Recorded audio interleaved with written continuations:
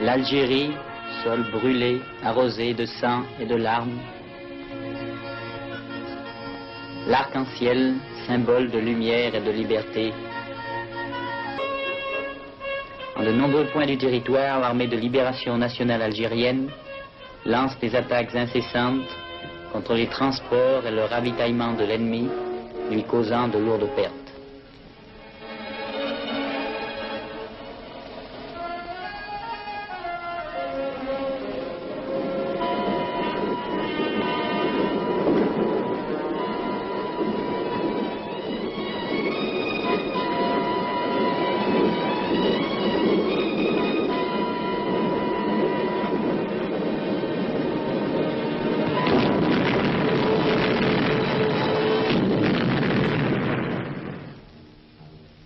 Une importante mission vient d'être exécutée. Le détachement se retire dans les montagnes.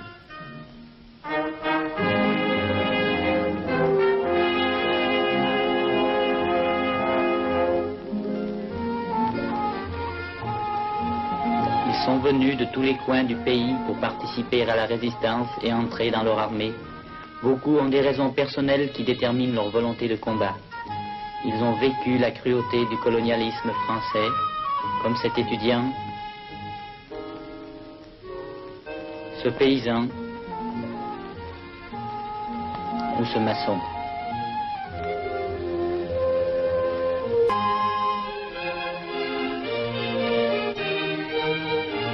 Les soldats apprennent la technique des armes pour être aujourd'hui plus forts dans le combat et s'instruisent pour aider demain à la reconstruction de leur pays libéré.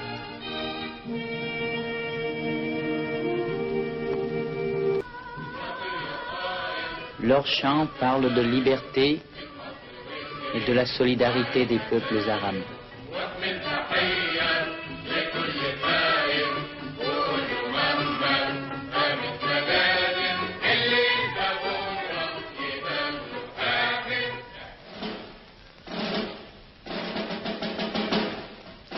Une nouvelle mission de combat. Rapport de l'état-major opérationnel du bataillon. La compagnie reçoit l'ordre de s'unir à 2 autres compagnies pour exécuter une nouvelle mission de combat.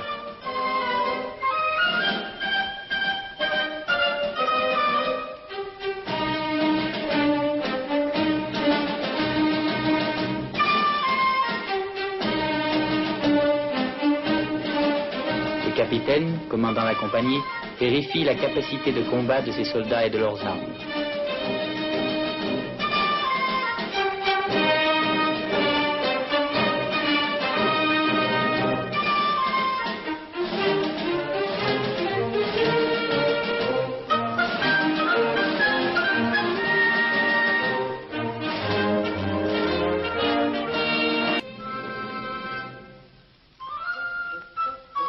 Le chien de la compagnie est soigneusement empaqueté.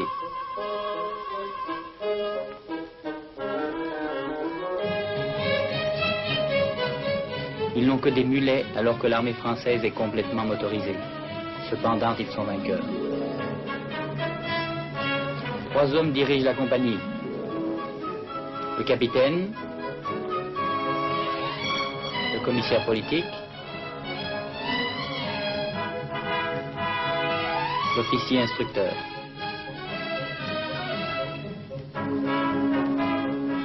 Cette troupe doit être légère et mobile. Elle est toujours là où l'ennemi ne l'attend pas.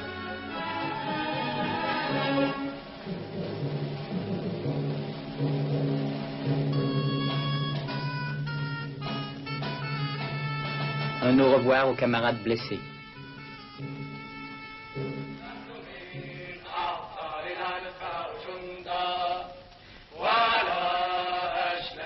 La compagnie part au combat. Elle n'avance pas seule. Des milliers d'yeux gardent son chemin à travers les ravins et les forêts, à travers les sommets inhospitaliers et les plaines désertes. L'amour de tout un peuple l'accompagne.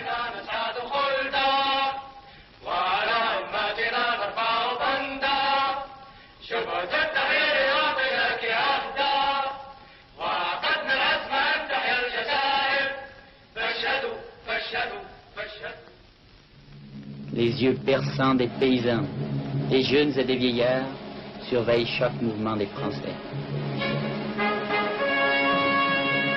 Les femmes luttent courageusement aux côtés des hommes. Beaucoup d'entre elles portaient encore le voile de l'islam il y a peu de temps. Aujourd'hui, elles sont infirmières dans l'armée algérienne.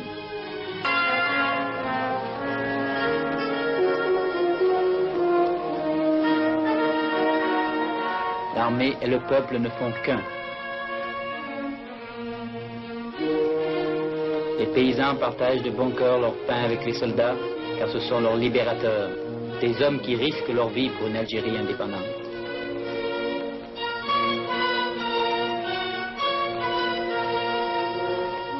Ce jeune paysan rejoindra bientôt aussi les rangs de l'armée de libération.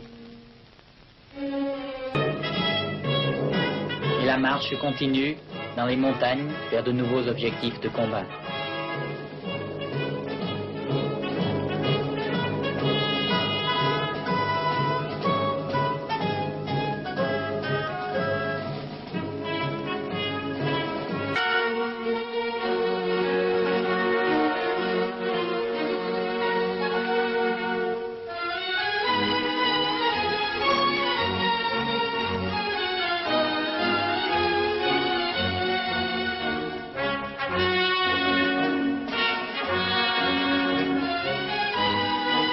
Compagnies se sont réunies en bataillon, mission attaque contre un point d'appui militaire français.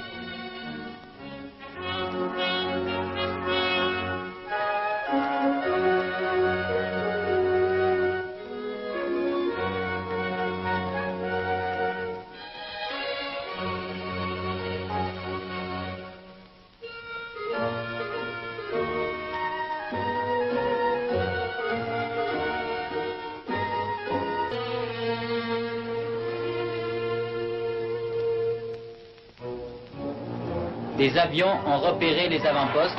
Les mitrailleuses leur réservent un accueil chaleureux.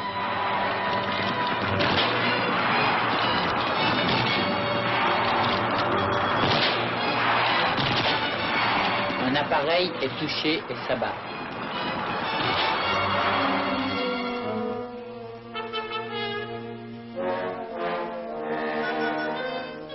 Sur les débris des ailes, le drapeau tricolore. Jadis symbole de liberté et de fraternité, mais aujourd'hui symbole d'oppression coloniale et de génocide pour les Algériens.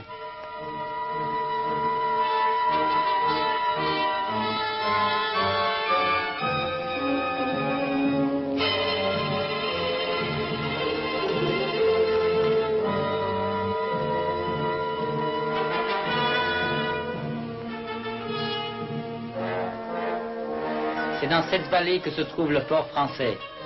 Une patrouille de cavalerie quitte les positions françaises. Les éclaireurs algériens sont prêts à tirer, mais la patrouille ne remarque rien d'anormal.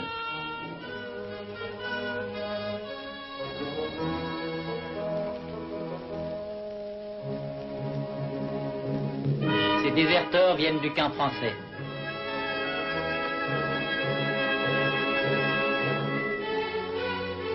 Deux d'entre eux sont des Algériens, enrôlés de force dans l'armée française. Ils ont obtenu le mot de passe par l'intermédiaire d'agents de liaison.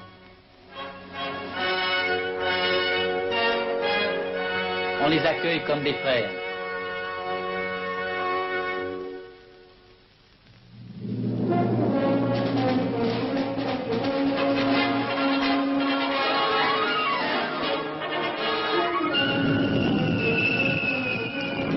L'attaque commence.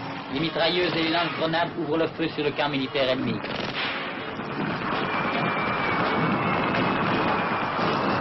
Les lance-grenades atteignent leurs objectifs.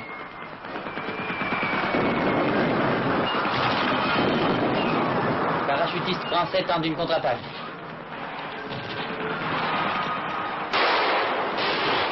Bien que blessé, notre opérateur filme les Français. Son assistant essaie de le sauver. Il est tué.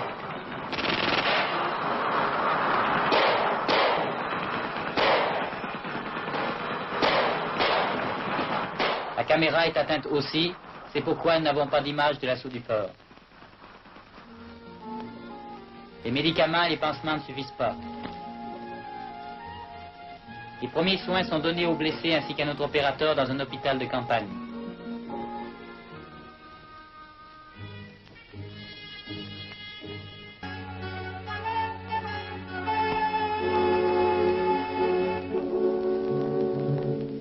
Mission remplie.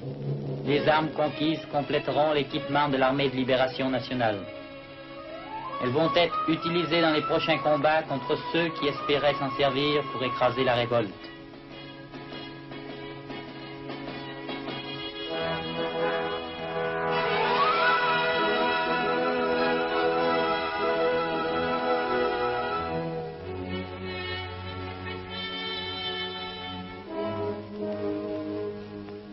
Mais l'assaut du camp tranché français a causé des pertes aux combattants algériens.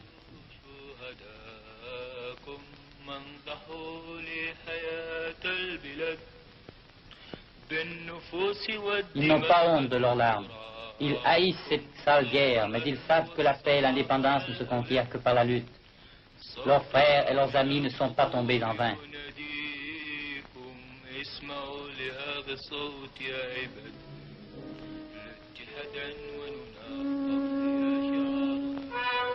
Le jour est proche où le paysan algérien pourra tracer ses sillons dans un sol libre, où cette terre arrosée de sang donnera les fruits d'un travail pacifique seulement à ceux qui la travaillent.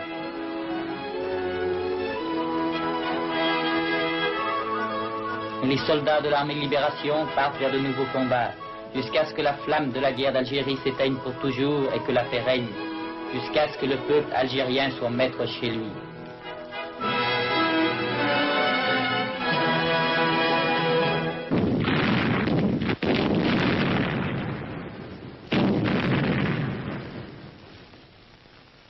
عشرت فرنسا قواتها البحرية والبرية ومدافعها ودباباتها وطائراتها لتحافظ على حياة دي جول عند زيارته الأخيرة لها.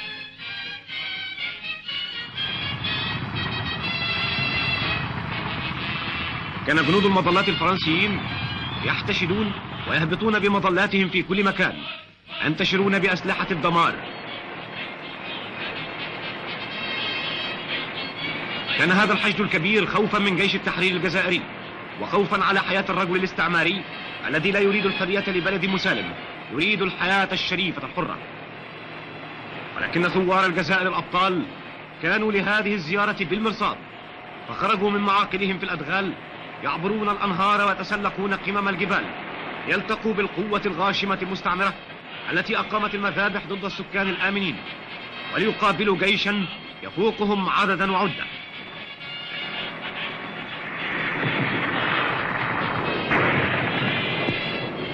كمنوا لهم وحصروهم بأجهزة الأرض، وأطلقوا مدافعهم على طائراتهم التي أخذت تهوي بمن فيها.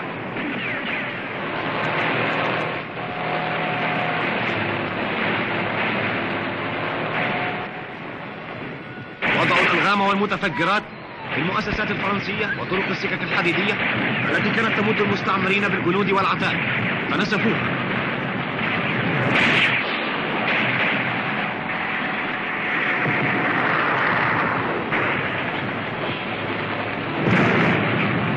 أوقعوا بالمستعمر الغاشم شر الهزائم، وأثبتوا ببطولتهم الخالدة أن الجزائر ستبقى رغم حرب الفناء التي يشنها الاستعمار، وستكافح حتى تنال حريتها وحتى تنال استقلالها.